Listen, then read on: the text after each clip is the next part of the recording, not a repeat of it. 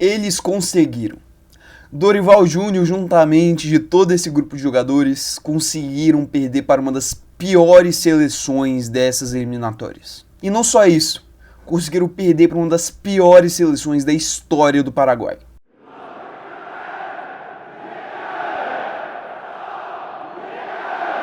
Cara, começando aqui essa análise, é simplesmente assim, lamentável o futebol praticado pelo Brasil, né, na noite da última terça-feira, em Assunção contra o Paraguai. É simplesmente inacreditável o Brasil ele ser inofensivo e não conseguir finalizar com perigo no gol do Gatito Fernandes durante os 90 minutos. É inacreditável e inadmissível o Brasil não levar perigo para o Paraguai, para essa seleção do Paraguai. E além de tudo, né, perde uma invencibilidade em Defensores del Chaco, que já durava 16 anos praticando esse futebol ridículo.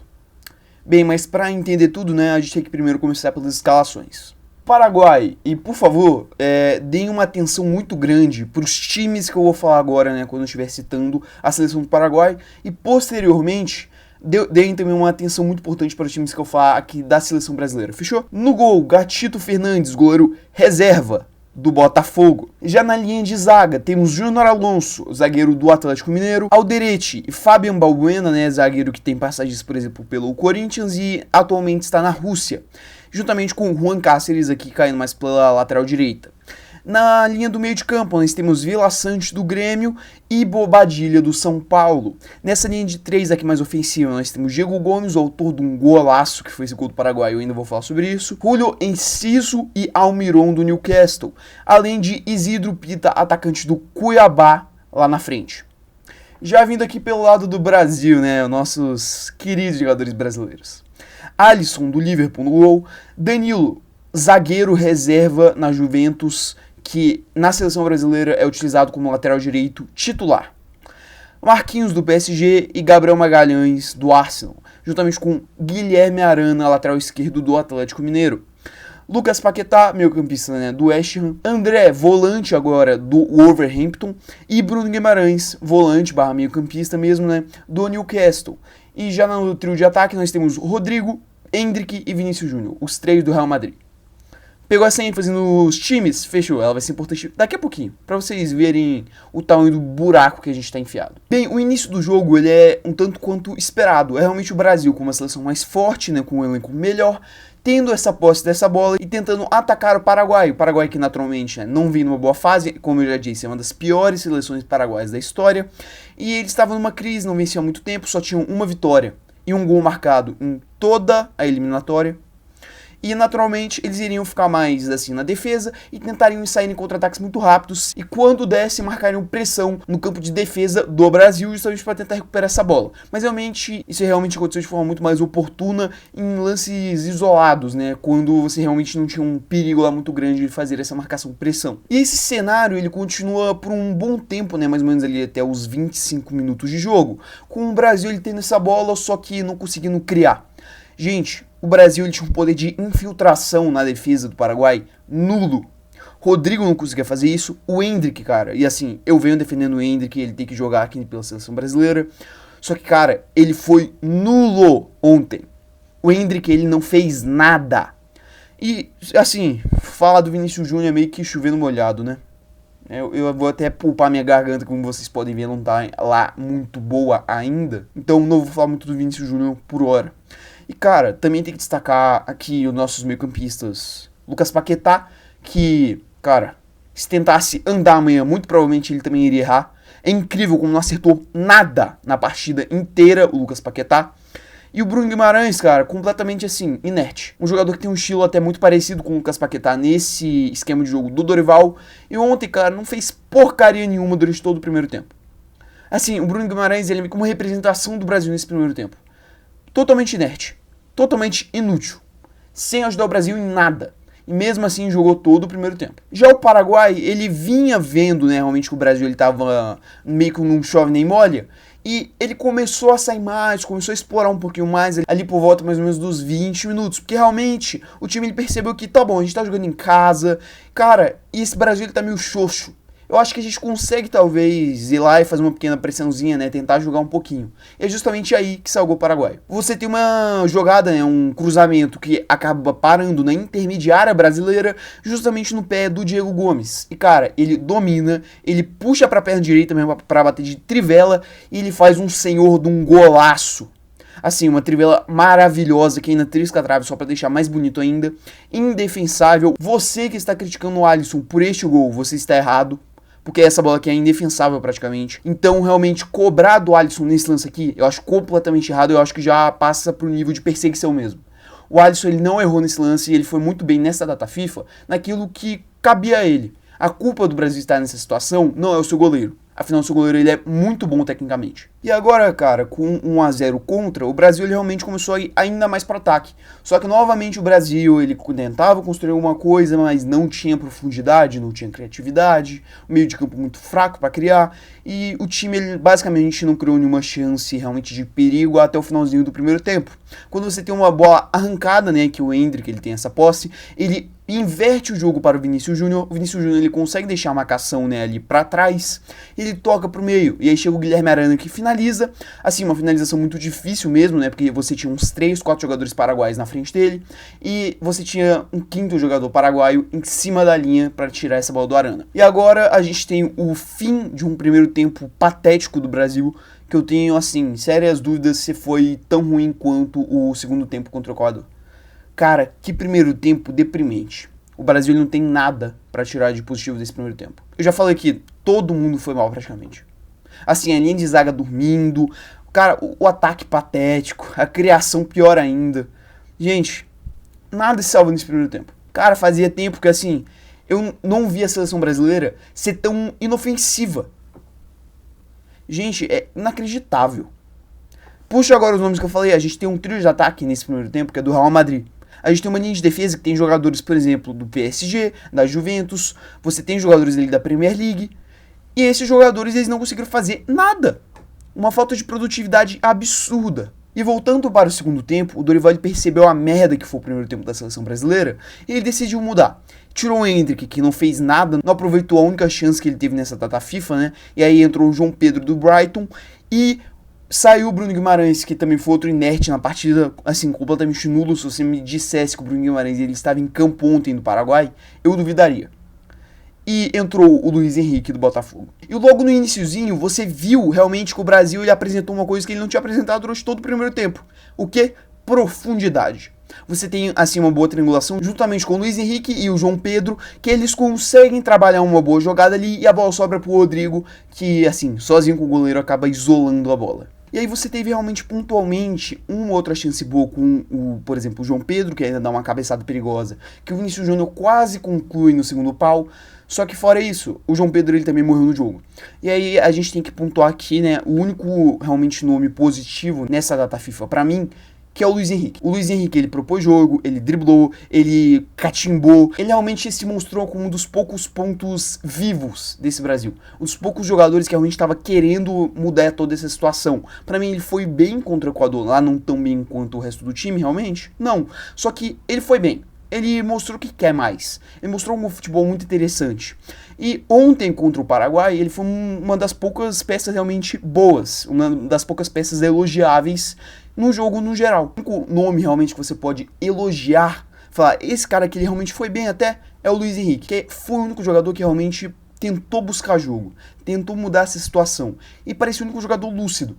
O único cara que conseguia até finalizar, driblar, fazer alguns passes em profundidade bons. Era o único cara que realmente estava acertando as suas ações. E todo o resto do segundo tempo foi o mesmo cenário. O Brasil ele pressionando muito, tendo toda essa bola, só que se atrapalhando muito na construção. E o Paraguai decidiu se defender definitivamente. E se tivesse ou não uma chancezinha ou outra, né, para sair em contra-ataque, tentava sair. Só que no geral foi só a pressão brasileira, tendo uma posse de bola inerte, que não adiantou para nada, tropeçando nos próprios pés na hora de criar jogadas, e no final o Dorival Júnior ele foi pro abafa, né, colocou 30 mil atacantes, colocou o Estevão, que ficou totalmente perdido na partida, por exemplo, colocou o Lucas Moura, colocou o Gerson, tudo isso para não adiantar de nada e o jogo realmente terminar 1-0 para o Paraguai. Bem, gente, eu acho que eu já dei uma excelente visão do quão ruim foi realmente esse jogo aqui para o Brasil. Então agora eu vou falar mais de pontos específicos em si. Vinícius Júnior, realmente não tem muito o que eu pontuar além do que eu já falei no último vídeo. É um jogador que ontem até foi um pouquinho melhor comparado ao jogo contra o Equador, só que ainda é infinitamente abaixo do Vinícius Júnior do Real Madrid. E é um jogador que tem uma cadeira cativa que me irrita na seleção brasileira. Gente, o Vinícius Júnior, ele não desempenha nada no Brasil para não ser substituído. O Vinícius Júnior ele jogou 180 minutos dessa data FIFA. Isso não tem nexo. Ele não apresentou em momento algum, vestindo a amarelinha, futebol para ter essa minutagem. O Rodrigo ele foi substituído, por exemplo, e o Vinícius Júnior continuou em campo. Gente, como eu falei, o Luiz Henrique ele foi melhor nessa data FIFA do que o Vinícius Júnior. Ele jogou muito menos. Jogou metade do tempo do Vinícius Júnior. E o Dorival Júnior ele não cogita retirar o Vinícius. E assim, outro nome que assim, pra mim é absurdo, Danilo. Gente, o William tá fazendo uma temporada sensacional no Cruzeiro. Ele não jogou um minuto. Esse cara aí deixou de ter uma folga que os times dão durante a data FIFA e de treinar com o elenco do Cruzeiro pra ir pro Paraguai e não jogar nada. Não jogar nenhum minuto, nem um segundo. E o pior é que ele é reserva de um jogador que nem lateral é. Que é reserva no seu time. Que é -1 no ataque brasileiro. O Brasil ele sofre tanto no ataque com questão de profundidade, porque justamente você não tem os dois laterais conseguindo apoiar. Pelo lado direito, você só tem o Rodrigo. É o Rodrigo Deus nos acuda. Porque o Danilo ele não tem capacidade de conseguir apoiar juntamente com o Rodrigo. Seja por idade ou seja realmente por técnica. Porque ele nunca foi um lateral que é bom ofensivamente. E esse cara, ele tem cadeira cativa.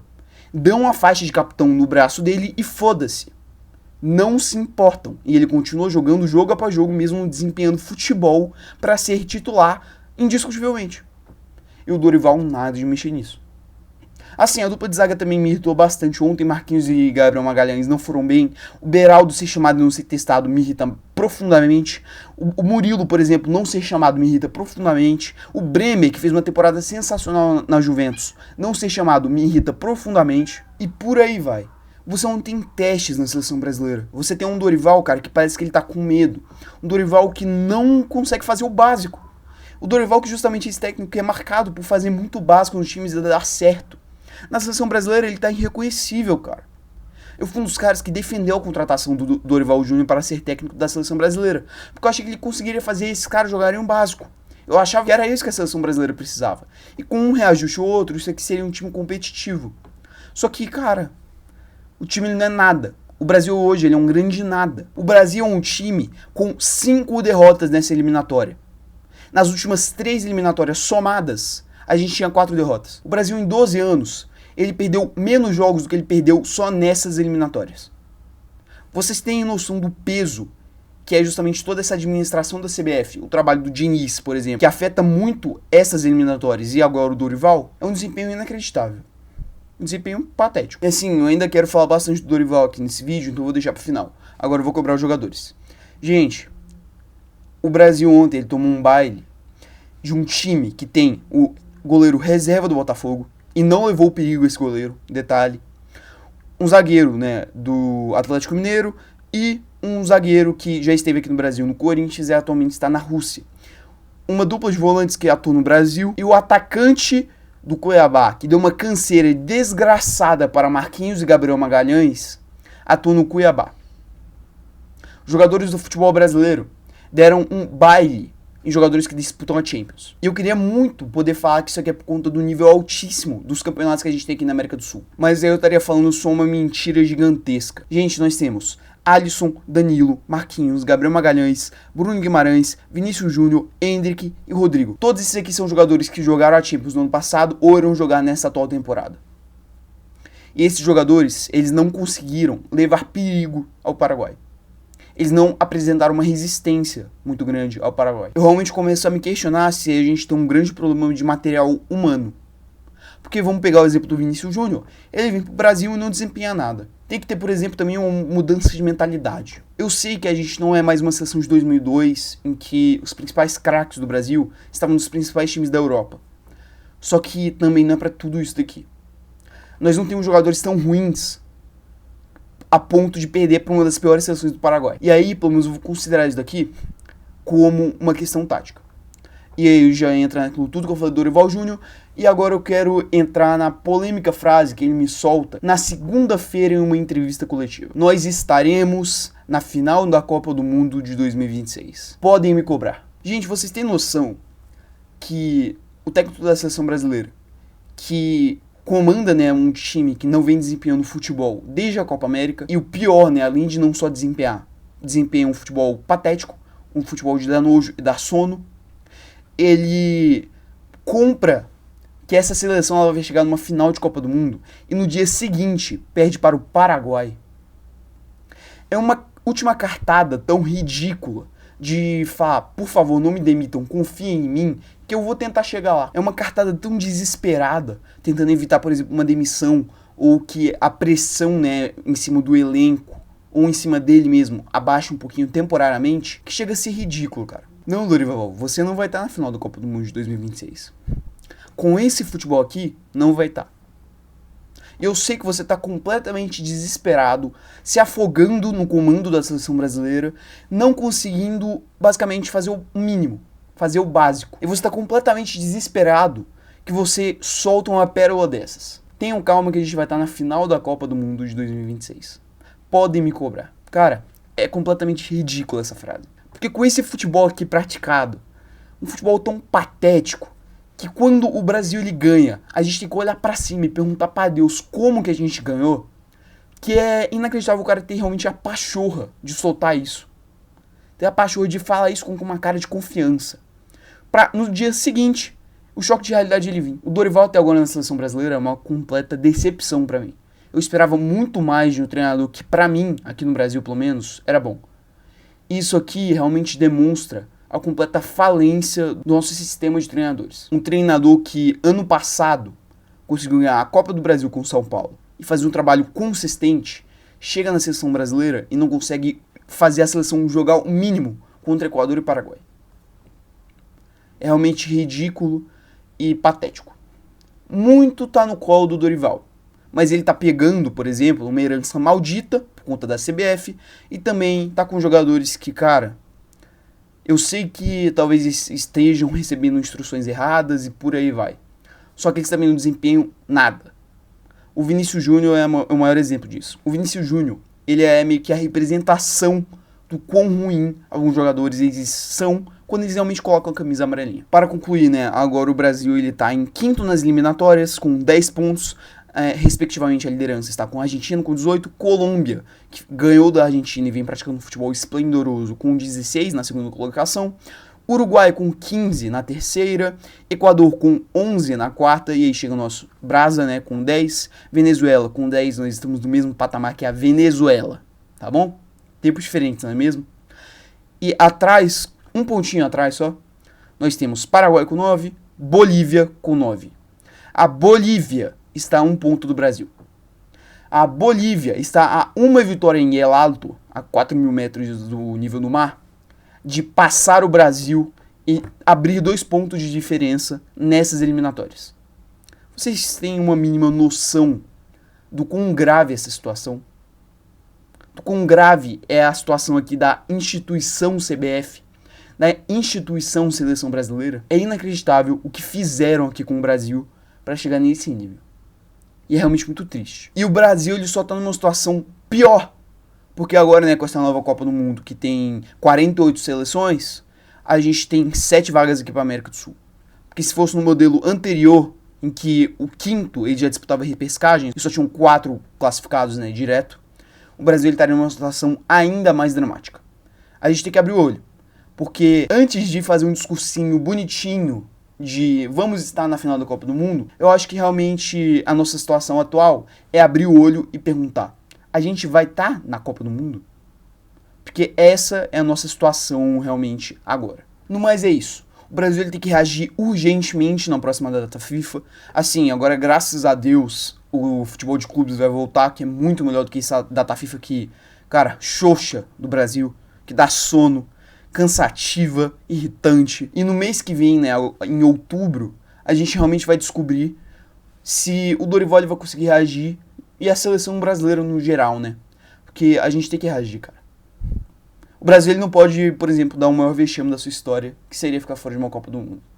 Então a gente tem que reagir o quanto antes e abrir o olho. Porque a situação não tá moleza não, viu? Pra dar merda, é 2 tempos.